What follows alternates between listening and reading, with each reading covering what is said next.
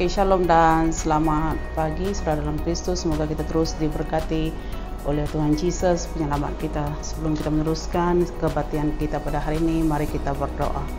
Dalam Bapa, Anak dan Roh Kudus. Tuhan, terima kasih Bapa. Terima kasih Yesus atas kasih Tuhan, kami dapat sekali lagi meneruskan kebaktian online. Dan Kau berkati Tuhan Yesus setiap anak-anak-Mu ya Tuhan yang mengambil bahagian di dalam kebaktian online Tuhan Yesus. Kau berkati pastor kami Tuhan yang menyampaikan firman-Mu Tuhan Yesus, dan biarlah firman-Mu Tuhan bertumbuh dalam hati dan jiwa kami Tuhan Yesus, dan biarlah kami Tuhan sebagai pendengarnya Tuhan melakukannya Tuhan sesuai dengan kehendak dan rencana-Mu Tuhan Yesus, dan biarlah hidup kami Tuhan berjalan dengan firman-Mu Tuhan. Terima kasih Bapa, terima kasih Yesus. Dalam nama Yesus kami berdoa dan bersyukur. Amin. Minggu ini adalah minggu Lent yang kedua. Ayat permulaan diambil daripada Daniel bagi 9, ayat 9 berbunyi begini. Engkau penuh belas kasihan dan keampunan, walaupun kami telah memberontak terhadap-Mu. Demikianlah firman Tuhan. Mari kita berdiri. Kita berkumpul di sini sebagai keluarga Allah dalam hadirat Bapa kita untuk memuji dan mengucapkan syukur, mendengar dan menerima firman kudus-Nya, membawa kepadanya keperluan dunia, memohon ampun segala dosa kita, dan peroleh kasih karunia-Nya, agar melalui anaknya, Yesus Kristus, kita menyerahkan diri kepada pelayanan-Nya. Doa hari ini. Allah yang Maha Kuasa, Engkau menunjukkan cahaya benar-Mu kepada yang bersalah, agar mereka kembali ke pangkal kebenaran.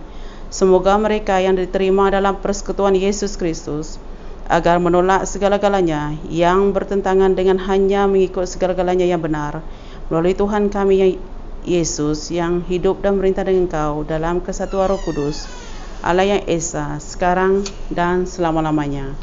Amin. Kita berlutut.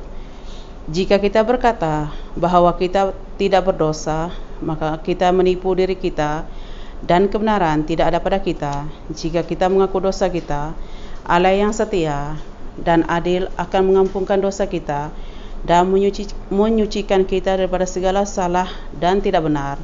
Oleh yang demikian, marilah kita mengaku dosa kita kepada Allah yang Maha Kuasa. Pengakuan dosa umum.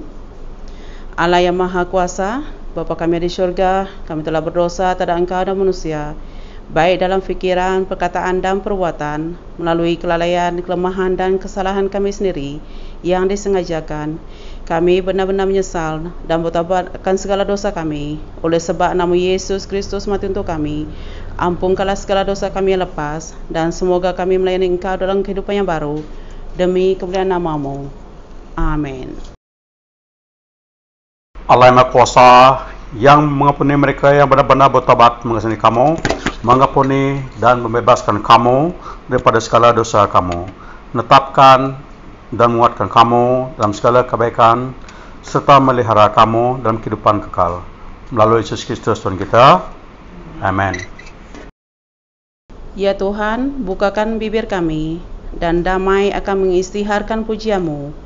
Marilah kita menyembah Tuhan. Segala pujian kepada nama-Nya, kemuliaan kepada Allah Bapa, kepada Anak, kepada Roh Kudus, seperti pada awal, sekarang, dan selama-lamanya. Amin.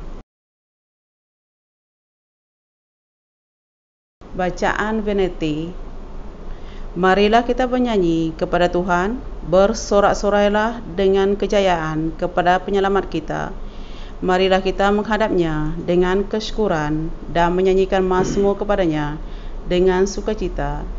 Tuhan ialah Allah yang maha besar dan Raja yang maha besar, lebih tinggi daripada segala Tuhan. Di tangannya terletak kedalaman bumi, puncak gunung pun miliknya, laut miliknya, dan dialah yang menciptakannya. Tangannya membentuk daratan kering. Marilah kita menyembah dan bersujud dan berlutut di hadirat Tuhan pencipta kita.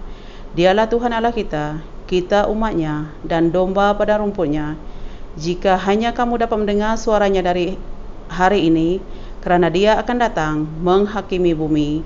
Dia akan menghakimi dunia dengan kebenaran dan umatnya dengan benar. Kemuliaan kepada Allah Bapa dan kepada Anak dan kepada Roh Kudus, seperti pada awal, sekarang dan selama-lamanya. Amin.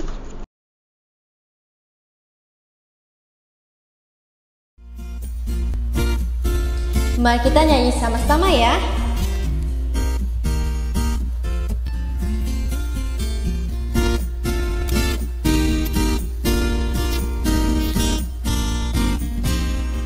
Apa yang tak pernah dilihat mata, yang tak pernah didengar telinga, yang tak pernah timbul di dalam hati, semua disediakannya bagi yang mengasihi Dia. Allah sanggup melakukan segala perkara, dulu, sekarang, dan selamanya. Kuasanya tidak berubah. Allah sanggup melakukan segala perkara, dulu, sekarang, dan selamanya. Kuasanya tak berubah. Allah sanggup melakukan segala perkara, dulu, sekarang, dan selamanya. Kuasanya tidak berubah. Allah sanggup melakukan segala perkara, dulu, sekarang, dan selamanya. Kuasanya tak berubah.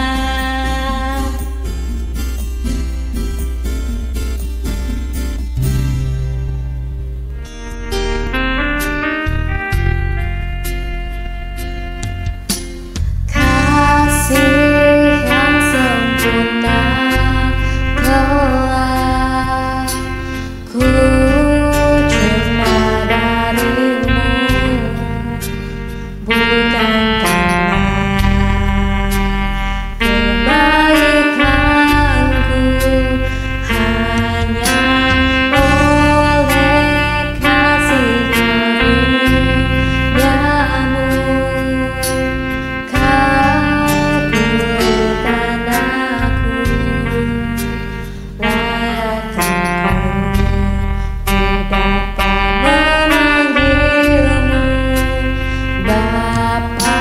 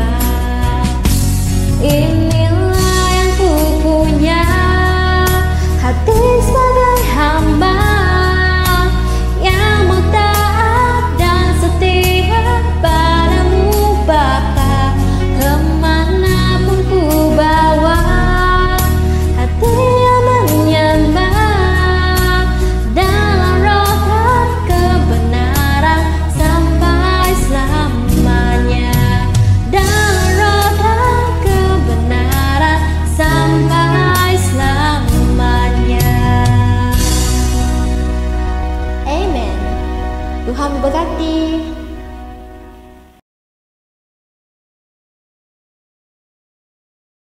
Diambil daripada Kejadian 17 ayat 1 hingga 7 dan bersambung ayat 15 hingga 16. Ketika Abram berumur 99 tahun, Tuhan menampakkan diri kepadanya dan berfirman, "Akulah Allah yang Maha Kuasa. Taatilah aku dan lakukanlah kehendakku selalu. Aku akan membuat perjanjianku denganmu dan memberikan keturunan yang banyak kepadamu." Abraham bersujud, lalu Allah berfirman, "Inilah perjanjian yang aku buat dengan engkau. Aku berjanji bahawa engkau akan menjadi nenek moyang banyak bangsa. Oleh itu, namamu tidak lagi disebut Abram, melainkan Abraham, karena aku menjadikan engkau nenek moyang banyak bangsa. Aku akan memberikan banyak anak cucu kepadamu, dan ada antara mereka yang akan menjadi raja. Engkau akan mempunyai keturunan yang sangat banyak sehingga mereka menjadi bangsa-bangsa. Aku akan menepati janjiku kepadamu serta keturunanmu turun-temurun, dan perjanjian itu abadi. Aku akan menjadi Allahmu dan Allah keturunanmu." Bersambung ayat 15 hingga 16. Kemudian Allah berfirman kepada Abraham, "Jangan lagi panggil istrimu Sarai. Mulai sekarang namanya Sarah. Aku akan memberkati dia dan mengurniai engkau seorang anak lelaki yang akan dilahirkan oleh Sarah. Aku akan memberkati Sarah dan dia akan menjadi ibu bangsa-bangsa. Di kalangan keturunannya akan ada raja-raja." Inilah firman Tuhan.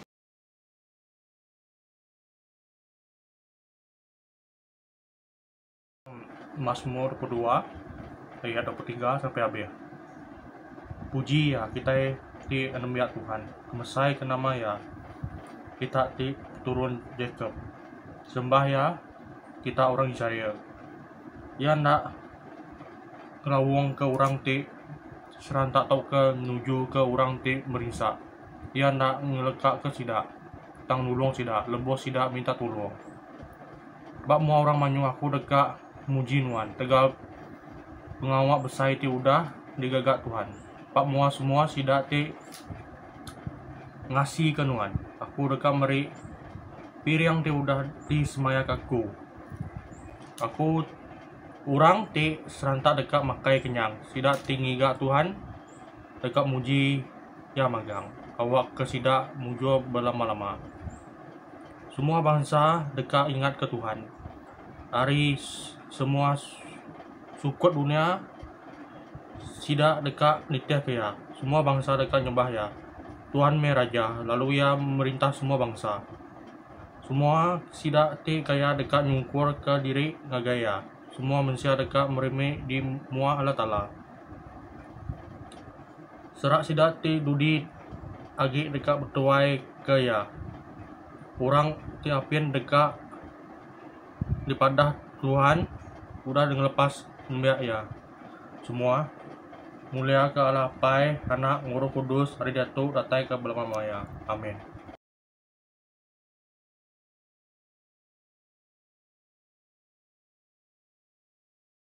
Bacaan diambil pada Roma 4 ayat 13 hingga habis.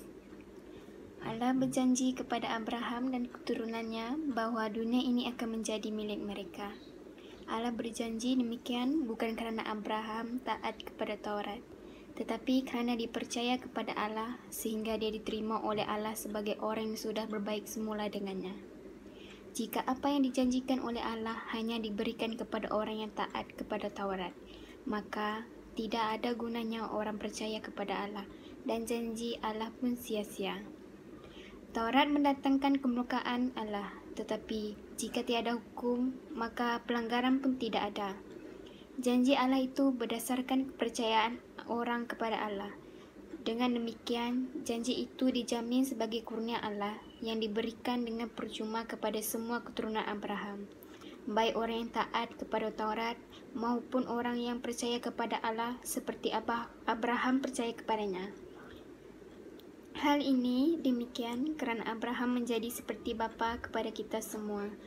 Di dalam Alkitab bertulis bahawa Allah firman kepada Abraham, "Aku sudah menjadikan engkau bapa kepada banyak bangsa." Demikianlah Allah memberikan janji itu kepada Abraham, dan Abraham percaya kepadanya. Dialah Allah yang menghidupkan orang mati dan juga Allah yang dengan firman-Nya mewujudkan apa yang tidak wujud. Abraham tetap percaya dan berharap bahkan pada masa tidak ada harapan lagi baginya. Itulah sebabnya Allah menjadikan dia bapa kepada banyak bangsa, seperti tertulis di dalam kitab. Keturunanmu akan menjadi banyak sekali. Pada waktu itu umur Abraham sudah hampir 100 tahun. Dia tahu bahawa dia tidak mungkin mendapat keturunan kerana badannya sudah sangat tua dan Sarah istrinya mandul. Tetapi walaupun demikian dia tidak ragu akan janji Allah dan imannya pun tidak menjadi lemah. Sebaliknya, imannya menjadikan dia bertambah kuat dan dia memuji-muji Allah. Abraham betul-betul yakin bahawa Allah sanggup melakukan apa yang sudah dijanjikannya. Itulah sebabnya Abraham diterima sebagai orang yang sudah berbaik dengan Allah, kerana dia percaya kepada Allah. Kerana dia percaya kepada Allah, kata-kata diterima sebagai orang yang sudah berbaik semula dengan Allah. Tertulis bukan hanya untuk Abraham, tetapi untuk kita juga. Kita pun akan diterima sebagai orang yang sudah berbaik semula dengan Allah, apabila kita percaya kepada Allah yang membangkitkan Yesus, Tuhan kita daripada kematian. Yesus diserahkan untuk dibunuh kerana dosa kita. Dia dibangkitkan supaya kita boleh berbaik semula dengan Allah. Inilah firman Tuhan.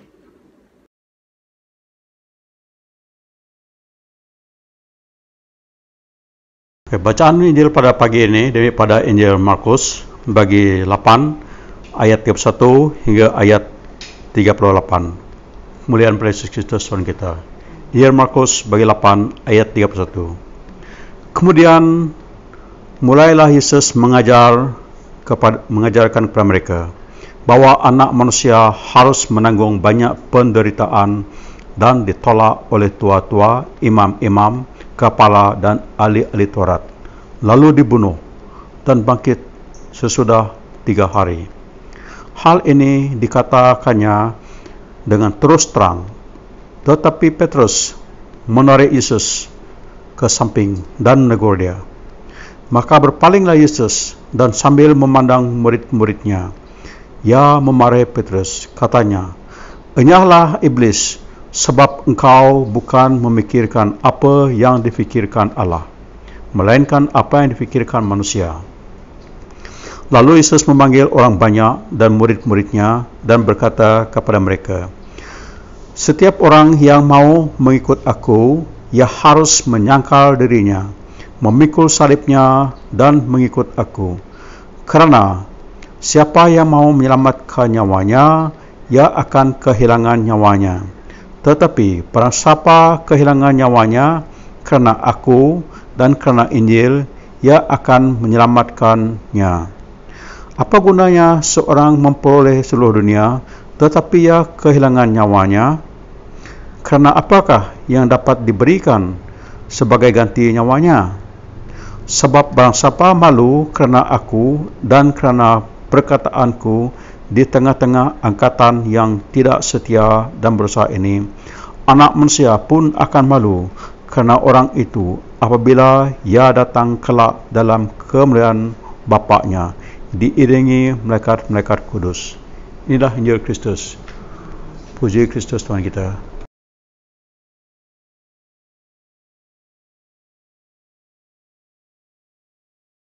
Oke, selamat pagi dan selamat datang ke kebaktian online kita pada minggu kedua waktu Lent ini. So, hari ini adalah minggu kedua kita waktu bulan Lent ini. Jadi, bagus kita merenungkan perbuatan Yesus Kristus dalam tugas penyelamatannya di kayu salib dan juga di Kalvari. Dan kita dipanggil supaya kita memeriksakan secara realitinya ataupun secara kebenarannya kehidupan kita sebagai orang Kristen. Kita dicabar untuk melihat kehidupan kita melalui kacamata Tuhan Allah dan juga melalui penilaian Tuhan Allah. Dan kita juga dijemput supaya kita berhenti ataupun diam sejenak dan kita refleksikan ataupun merenungkan apakah kehendak Tuhan Allah dalam kehidupan kita. Bacaan firman Tuhan hari ini petikan kita daripada Markus 8 ayat 31-38. Ingatkan kita bahawa Yesus ini dia mengajar ke murid-muridnya tentang penyelamat yang akan menderita ataupun sengsara. Dan kita difahami bahawa murid-muridnya sini dia ingat Yesus sudah hilang akal. Jadi Peter sini ataupun Petrus dia protes. Dia menunjukkan perasaan tidak puas hatinya, bukan hanya saja dia dengan murid-muridnya sini, tetapi juga dengan seluruh bangsa orang Israel ketika itu. Sebab pikir mereka dia tidak harus menderita. Jadi cobalah, dia kata, mana boleh Yesus kamu mempunyai kuasa atas dunia ini, dan apa maksud kamu menderita? Kami tidak akan suruh benda itu berlaku kepada engkau. Kita harus lawan orang-orang Roma itu. Itulah dalam fikiran mereka. So apabila Yesus bercakap tentang penderitaan dan kematiannya sebagai penyelamat, murid-muridnya sini mereka tidak percaya, tidak boleh terima apa yang mereka dengar. Sebab mereka telah berhubung dengan Yesus, mereka sudah kenal dia. Dia adalah satu figure yang bagi mereka mempunyai kuasa untuk menyelamatkan umat-umat Allah daripada orang-orang yang menekan mereka. Maka idea yang dia mengatakan dirinya sebagai Mesias yang menderita itu memang tidak masuk akal bagi mereka. Okay? Jadi kita perhati di sini, Yesus ini dia dengan kita perhati dengan cara mendadak dia tegurkan Petrus di sini. Dia kata, setengah orang mungkin kata tu masuk akal lah, some sense ya. Jadi Yesus ini dia kenal, dia mengetahui bahawa apa yang diucapkan oleh Petrus tu adalah suara penggoda. Suara penggoda. Penggoda yang mana? Penggoda yang telah menggoda dia ketika di padang gurun. Dalam kita bacaan awal kita dalam Injil Markus ini. So Yesus ini dia tidak menderita dan tidak mau mati di sini. Okay? Dia mengetahui bahawa dia punya kekuatan dan juga mempunyai kuasa daripada Allah untuk menjatuhkan segala makhluk-makhluk ataupun malaikat-malaikat yang tidak bagus dan juga musuh-musuh Israel itu dengan sekaligus saja. Okey. Jadi kita sini dia perhatikan kata-kata Yesus, kata-kata Petrus sebagai kawan itu. Dia kenal bahawa apa yang diucapkan Petrus itu adalah suara daripada iblis ataupun penggoda yang telah menggodakannya. Okey. Jadi di sini kita tengok penggoda itu ataupun iblis. Dia cuba menggodakan Yesus supaya Yesus ini tunduk untuk menyembahkan dia, supaya Yesus juga gunakan jalan yang mudah dan bukan ikut jalan Tuhan. Jadi sangat pentinglah sini, sangat menarik kita tengok sini macam mana setan sini ataupun penggoda sini dia cuba menggunakan orang yang kita kenal, orang yang kita tahu untuk mempengaruhikan kita. Okey. Jadi ini harus kita perhatikan sini. Seringkali ada peluang bagi kita orang Kristen untuk melayani dan juga ada peluang untuk kita menegakkan keadilan ataupun kedamaian datang kepada kita. Dan di dalam hati kita kadang-kadang kita ni yakin bahawa itu adalah daripada Tuhan. Dia panggil kita untuk mentaati dia. Okay? Kita tahu bahawa apabila kita mentaatikan panggilan itu ada kos yang kita harus bayar. Kadang-kadang ia melibatkan kesenangan yang selalu kita menikmati. Namun kadang-kadang kita juga mempunyai keputusan yang kucak-kacir, sebab kita tidak pasti daripada siapa datangnya suara tadi. Okay? So kadang-kadang kita kongsikan pendapatan kita ataupun keputusan kita bersama keluarga kita ataupun bersama sahabat-sahabat kita, dan kadang-kadang mereka juga akan menentang ataupun bagi alasan yang lain. Okey, so mungkin juga saudara pernah mengalami situasi macam ni. Bila saudara mau melakukan satu walaupun jelas daripada Tuhan sebagainya, tapi kadang-kadang ada halangan ataupun rintangan yang coba menghentikannya. Jadi di sini kita lihat setan ini dia sangat bijak. Dia sangat bijak. Tanpa pengetahuan kita, dia boleh gunakan orang yang rapat kepada kita untuk memusnahkan rancangan yang Tuhan beri kepada kita supaya kita tidak taat kepada Tuhan. Okay. Jadi itulah berlaku pada Peter ni. So Peter ni atau Petrus ni, dia lah kawan yang rapat kepada Tuhan Yesus ini. Dan Peter juga atau Petrus ni, dia juga boleh kita katakan spokesman murid-murid sana. Sebab dia ni seorang yang orang kata yang lantang, bersuara, dia selalu wakil pada murid-murid yang lain.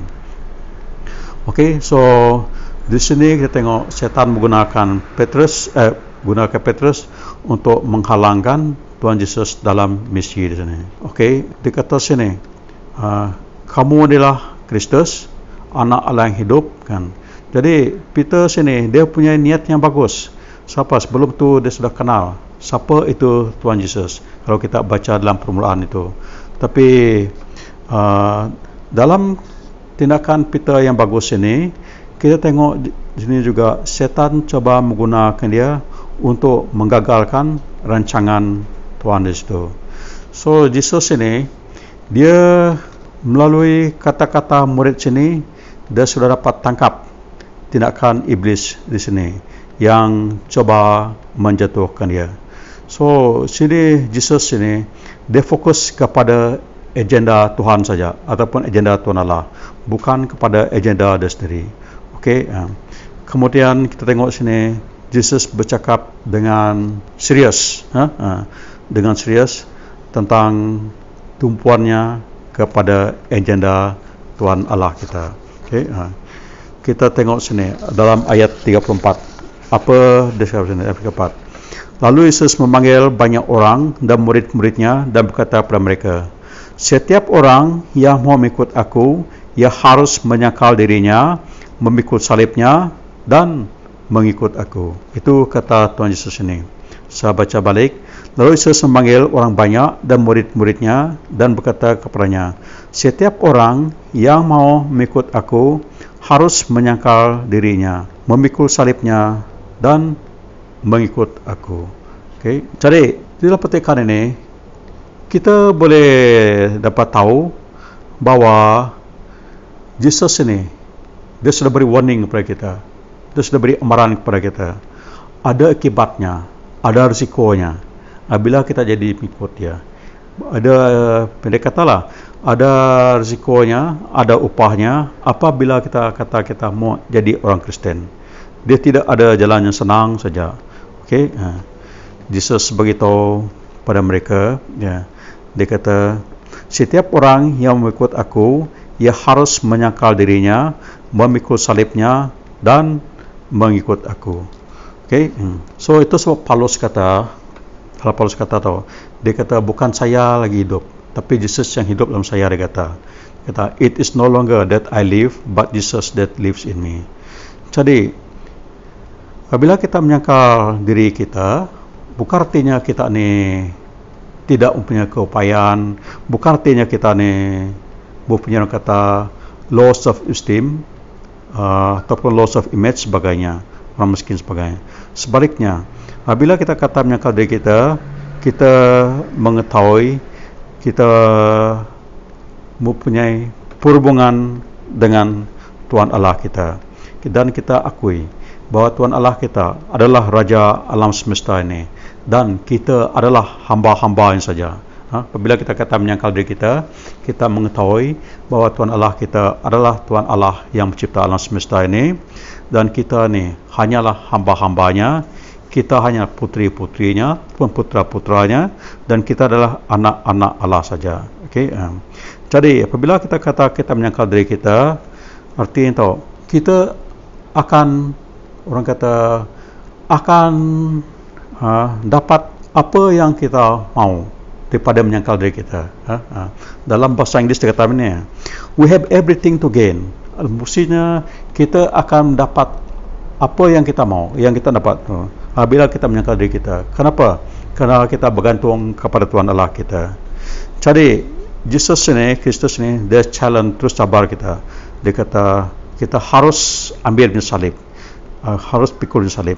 So pada zaman Tuhan Yesus itu, kayu salib itu dia bukan hanya lambang kesusahan saja. Okey, bukan hanya lambang kesusahan ataupun kesakitan dan sebagainya.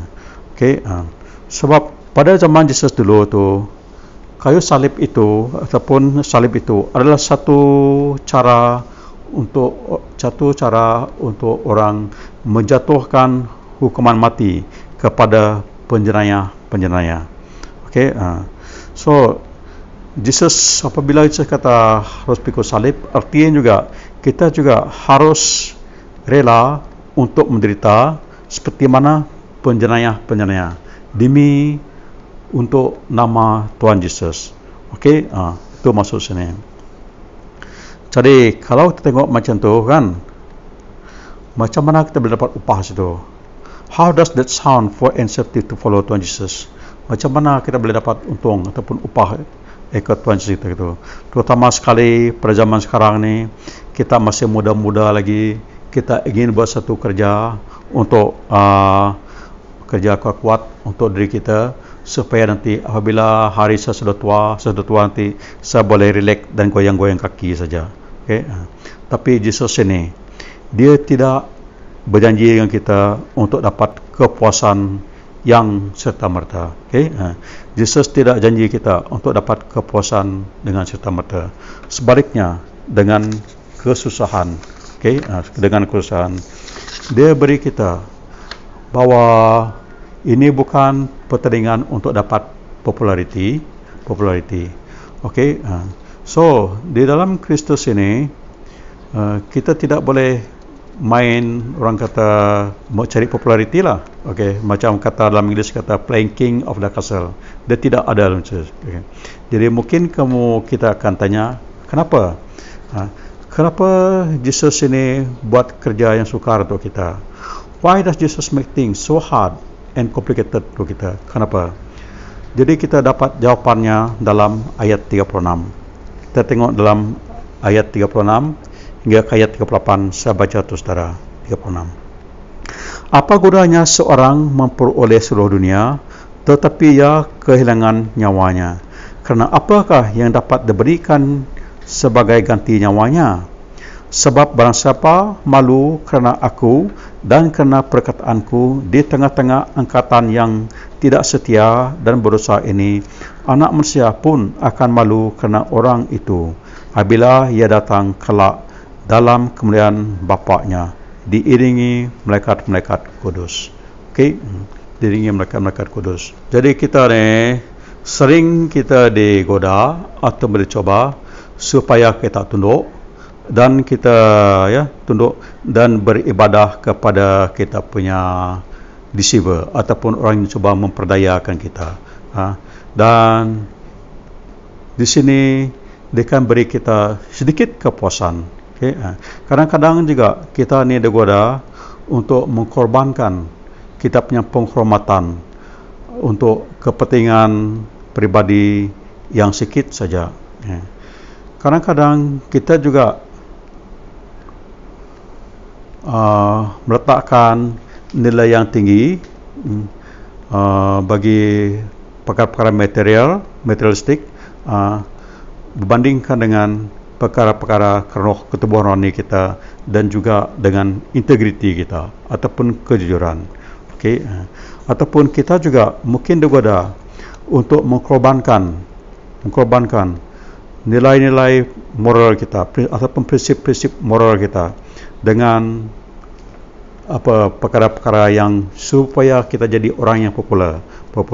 Okey, kadang-kadang kita juga boleh menyelamatkan diri kita daripada banyak kesusahan apabila kita boleh bersetuju dengan orang di atas perkara-perkara yang menjadi kontroversi, ya, atau isu-isu yang jadi kontroversi. Tapi kita kena fikir, let us keep in mind satu soalan yang kita harus hadapi satu hari nanti. Apakah yang orang fikir tentang diri saya? Kita harus pikir. Kita jangan fikir apakah yang orang akan fikirkan tentang diri saya, tetapi kita harus pikir apakah yang Tuhan Allah akan fikirkan tentang diri saya. Okey, bukannya keputusan dari pendapatan manusia, tetapi pendapatan daripada Tuhan Allah kita itu akan menentukan takdir kita satu hari nanti. Okey, seulang balik, bukannya keputusan daripada pendapatan orang ramai ataupun balik opinion, tetapi keputusan daripada Tuhan Allah kita akan menentukan takdir kita yang terakhir nanti. Okay? So, kita juga kadang-kadang digodakan, dicoba untuk menjatuhkan standard kita, untuk settlekan sesuatu dengan upah yang sangat murah, asalkan kita tidak kerja dengan begitu keras. Okay?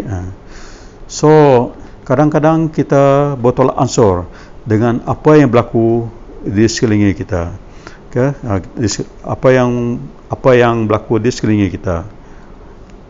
Kita kadang-kadang tidak mau ambil masa yang banyak ataupun tidak mau melibatkan diri kita dengan hal-hal sosial, hal politik ataupun juga dengan jemaah kita sebagainya. Kenapa? Kita ingin dapat jalan senang.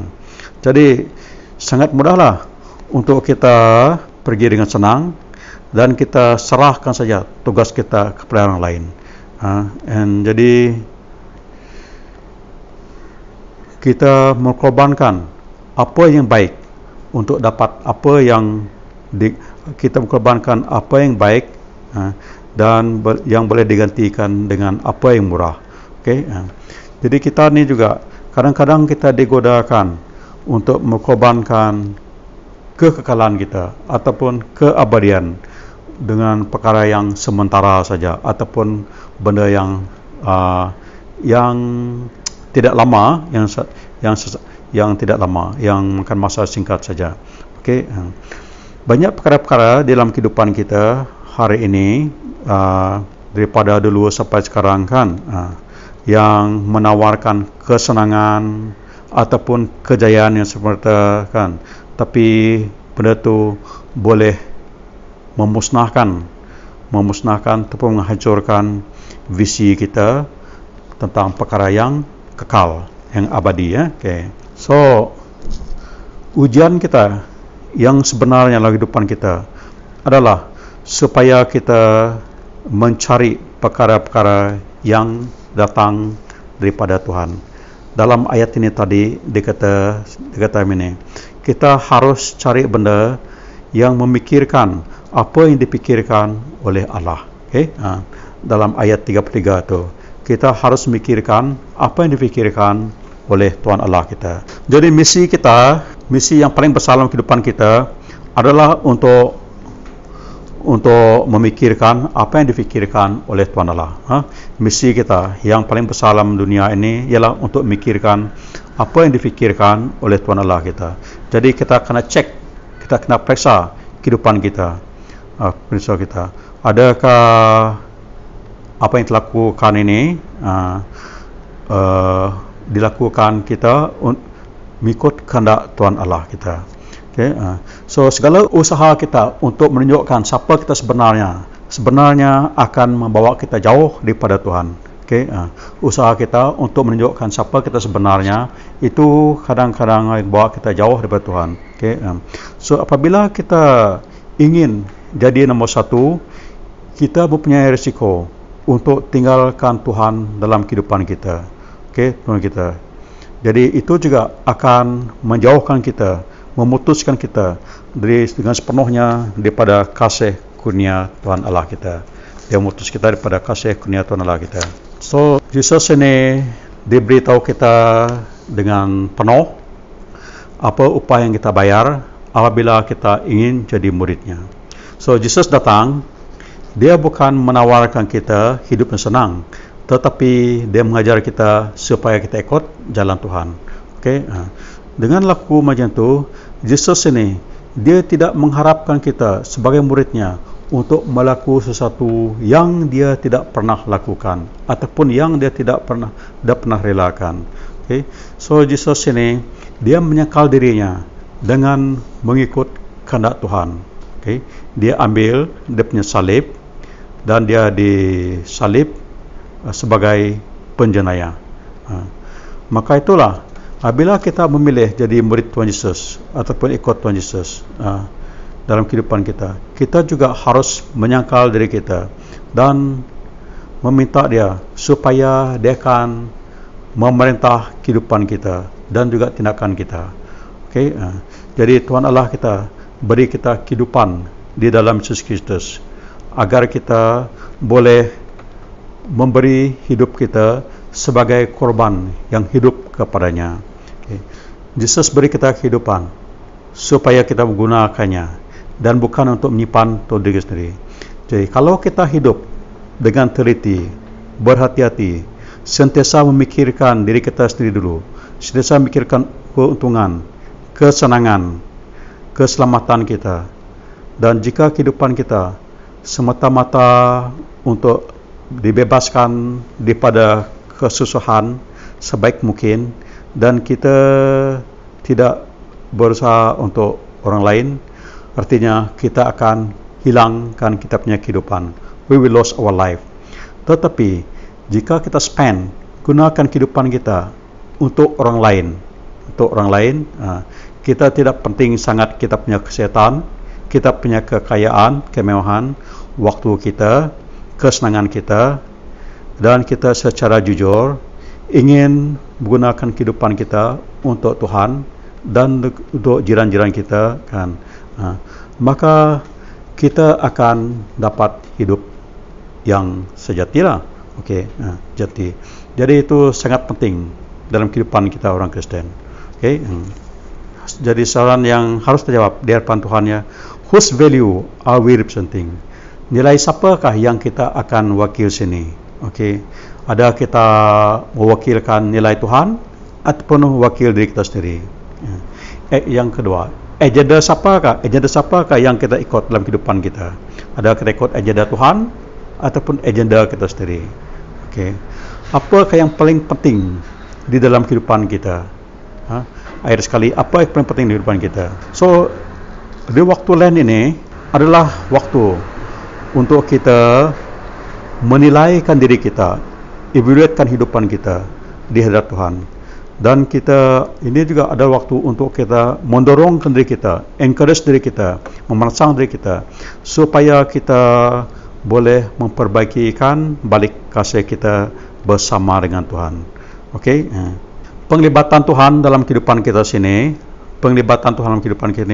memerlukan kita respon kepadanya. Dia memerlukan kita respon kepadanya. Jadi kita harus consider, harus fikir apa yang Tuhan Allah telah lakukan untuk kita. Okay? Apa yang Tuhan Allah telah lakukan kita. Kita harus consider, kita harus fikir kosnya kita jadi murid Tuhan Yesus, dan kita harus membuat keputusan.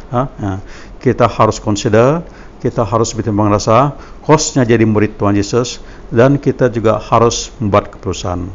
Okay. Mungkin kamu telah membuat keputusan untuk jadi murid Tuhan Yesus, tetapi kamu sudah hilang semangat. Mungkinlah pada dulu kamu mungkin sudah pernah membuat keputusan untuk jadi murid Tuhan Yesus, tetapi kamu sudah hilang semangat. Okey, hilang semangat. Jadi kamu buatkan perkara-perkara lain. So, waktu lain inilah ada waktu yang bagus supaya kamu berfikir balik dan datang kepada Tuhan supaya dia boleh memulihkan kamu. Suruh Tuhan memperbarui kembali kehidupan kamu supaya kamu boleh jadi murid dia. Mungkin pada tahun ini atau musim ini adalah kali pertama di mana kamu ingin menjadi murid Tuhan Yesus. Jadi kamu kena pertimbangkan, kena fikirkan apakah yang kos yang kamu harus bayar untuk mengikut dia. Okay? Jadi dalam kes ini minta kepada Tuhan supaya diberi kamu kekuatan dan kepercayaan supaya kamu boleh menyerahkan hidup kamu sepenuhnya kepada Dia. Okay. So pada hari ini Dia berkata kepada kita, jika kamu mendengar suaranya, janganlah keraskan hati kamu. Fikirkanlah apa yang Kristus telah lakukan untuk kamu dan beri hidup kembali kepada Dia. Amin.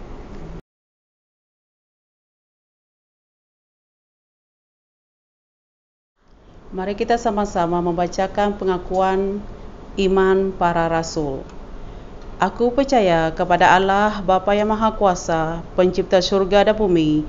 Aku percaya kepada Tuhan Yesus Kristus, anak tunggalnya.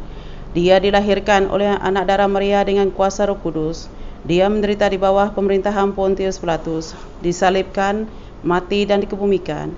Dia turun antara orang yang mati. Pada hari yang ketiga, Dia bangkit. Dia naik ke syurga dan duduk di sebelah tangan kanan Bapa. Dia akan kembali menghakimi baik orang yang masih hidup maupun yang sudah mati. Aku percaya kepada Roh Kudus, Gereja Katolik yang kudus, persaudaraan orang-orang yang soleh, pengampunan dosa, kebangkitan orang mati, dan kehidupan yang kekal. Amin.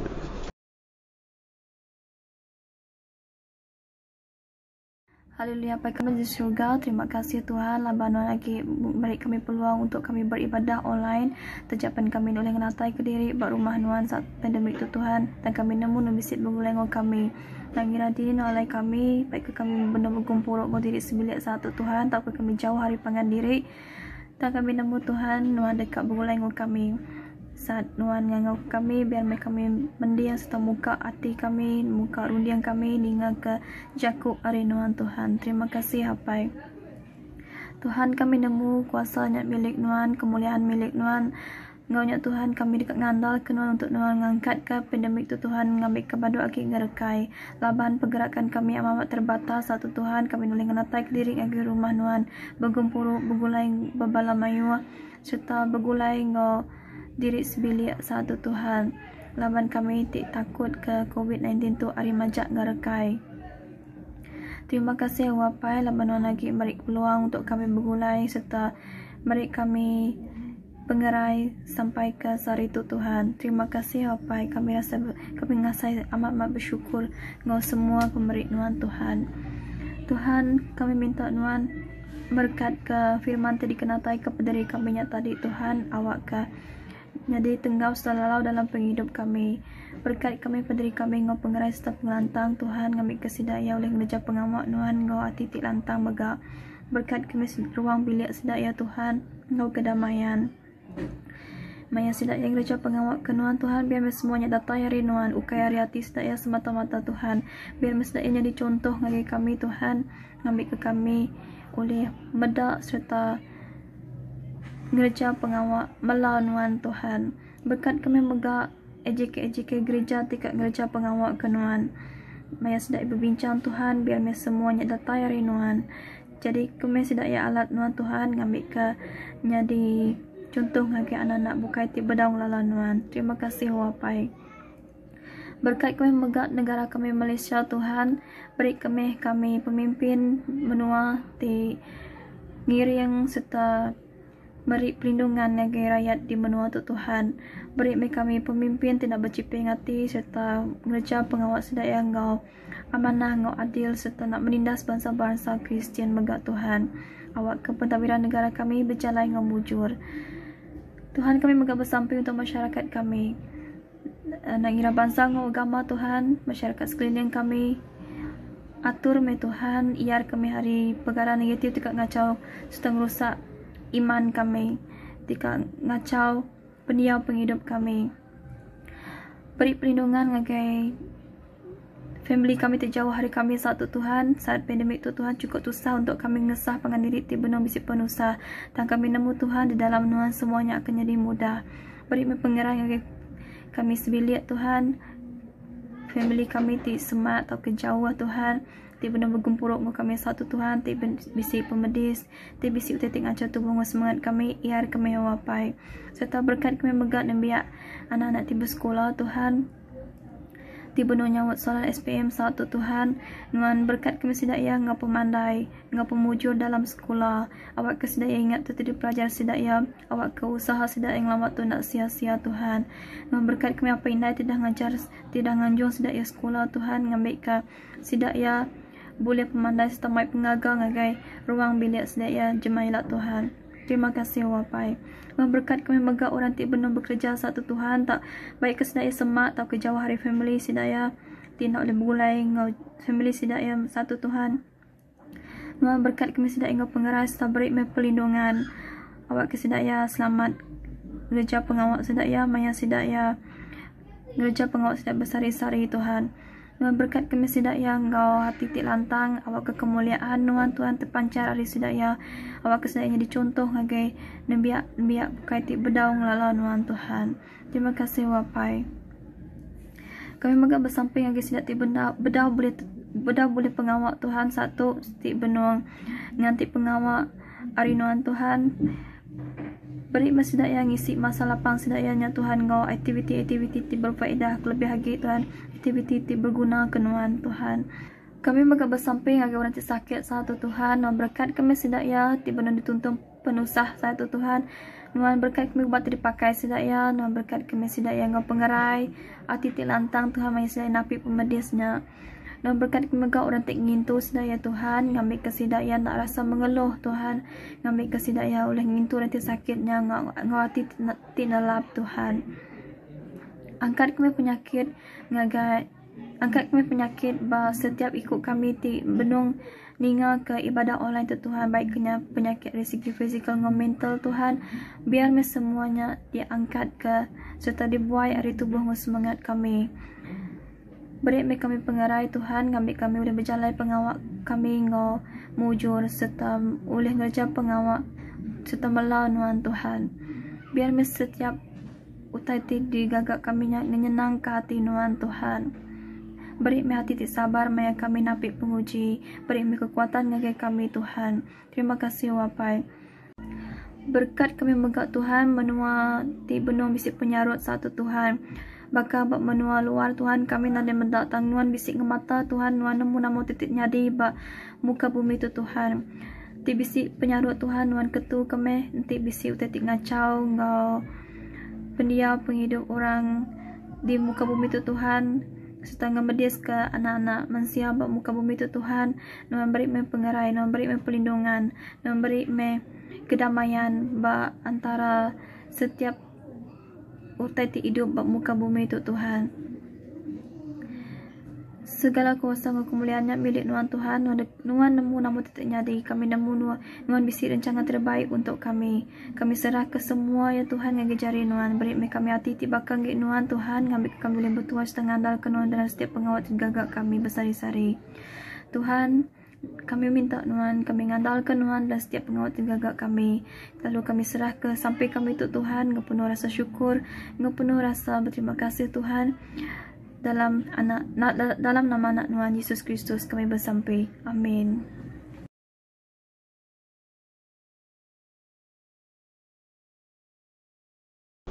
Mari kita berdoa seperti yang diajar oleh penyelamat kita. Bapa kami di syurga, dikuduskanlah namamu, datanglah kerajaanmu, kehendak dilaksanakan di bumi seperti di syurga. Berikanlah kami pada hari ini makanan kami seharian. Ampunkanlah dosa kami seperti kami mengampuni mereka yang berdosa terhadap kami. Janganlah bawa kami dalam pencobaan, tapi selamatkan kami daripada kejahatan. Kerana kerajaan, kuasa dan kemuliaan milik-Mu sekarang dan selama-lamanya. Amin.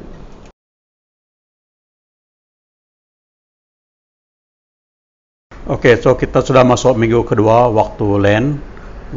Jadi kita belum pasti lagi bila kita akan boleh buka gereja kita. So kita lihat selepas 4 Mac ni, di mana sepatutnya berakhir kita punya waktu PKP ni. Jadi kalau boleh kita berdoalah supaya kita boleh mula kebaktian kita balik dalam gereja. Okay. Dan kalau ada keluarga kita yang dalam keadaan susah, contohnya dalam segi belanja sebagainya, jangan segan-segan beritahu pastor. Dan juga kalau ada ahli keluarga yang sakit, sila beritahu pastor. Apabila saya kata ahli keluarga sakit, tidak semestinya mereka tu jadi ahli gereja kita lah. Mungkin mereka tu kawan kamu, sahabat kamu dan sebagainya. Jadi begitu pastor, kita akan sedaya upaya pergi melawat mereka, berdoa untuk mereka. Jangan bagi saya, biar saya melawat orang tu kenal orang tu masih hidup. Okay? Jangan apabila orang sudah meninggal nanti baru kita kata, oh ini kawan saya sebagainya. Okay? So itu saya minta kerjasama saudara. Kalau ada kawan yang sakit, beritahu kita. Okay? Dan untuk melamat saudara sekarang kawan yang sakit, itu saudara kita Button Kuleh yang tinggal dekat Eco Wall sana. Dia sudah telantar bedridden sudah, saya kira sudah 6 bulan, di bulan September tahun lepas. Tapi puji Tuhan, minggu lepas saya pergi melawat dia, saya tengok dia boleh bergerak sikit. Bukan bergerak sikit, boleh saya kata bergerak banyak lah daripada yang saya tengok dia dulu. Sebab dia boleh buka mata dia respon kalau panggil dia, dan dia boleh angkat tangan dia. Dan juga tidak gunakan hose untuk tarik nafas, untuk bernafas. Tapi dia masih perlu rawatan. Dia masih makan bubur saja melalui tiup. Jadi berdoa untuk beliau, keluarga mereka juga. Okay, dan kalau siapa nak pergi melawat mereka sakit itu, coba hubungi saya Pastor Ben supaya akan boleh hubungi keluarga mereka. Sebab mereka pun bukan selalu ada rumah, sebab mereka tu orang bekerja.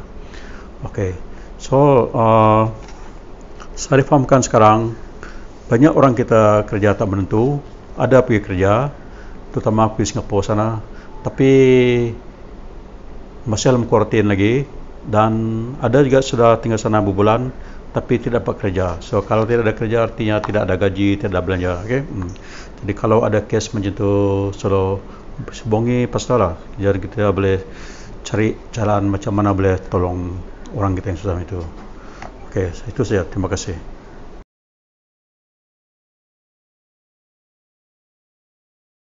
Mari kita kata kasih kurnia sama-sama. Semoga kasih kurnia Tuhan kita Yesus Kristus dan kasih sayang Allah dan persekutuan Roh Kudus beserta kita selama-lamanya. Amin.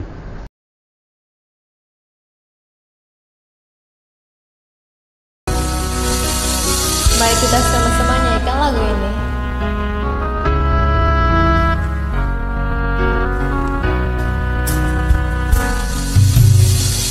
Tak membawa apapun juga, saat ku datang ke dunia, ku tinggal semua pada akhirnya, saat ku kembali ke surga.